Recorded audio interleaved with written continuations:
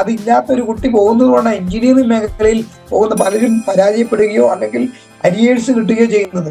Arrears കിട്ടുമ്പോൾ അത് അവന് പറ്റിയ മേഖലയല്ലെന്ന് തിരിച്ചറിയുകയും അവൻ വളരെയേറെ ഇവിടെ ഡിപ്രസ്ഡായി പോകുന്നതിന് പ്രധാന കാരണം ഇതാണ്. ഒരു അസസ്മെന്റ് നടത്തി കഴിഞ്ഞാൽ നമുക്ക് പറഞ്ഞു കൊടുക്കാൻ പറ്റും, ഈ ഒരു മേഖലയെ അല്ല, ഇതിലും മികച്ച മറ്റൊരു മേഖല നിന്നെ കാത്തിരിപ്പുണ്ട് എന്ന് നമുക്ക് പറഞ്ഞു കൊടുക്കാൻ പറ്റും. അപ്പൊ സാർ പറഞ്ഞത് ചുരുക്കി പറയുകയാണെങ്കിൽ, ഫോറിൻ ലാംഗ്വേജ് ജർമ്മനോ ഫ്രഞ്ചോ പഠിക്കുന്നതിന് മുമ്പായിട്ട് ലിംഗ്വിസ്റ്റിക് സ്കിൽ ഉണ്ടോ നോക്കുക. ആ സ്കിൽ ഉണ്ടെങ്കിലാണ് ആ കൊച്ചിലേക്ക് പോകേണ്ടത്. ലോജിക്കൽ മാത്തമാറ്റിക്കൽ സ്കോർ ഉണ്ടെങ്കിൽ മാത്രമേ എൻട്രൻസ് എഴുതേണ്ട ആവശ്യമുള്ളൂ അല്ലേ?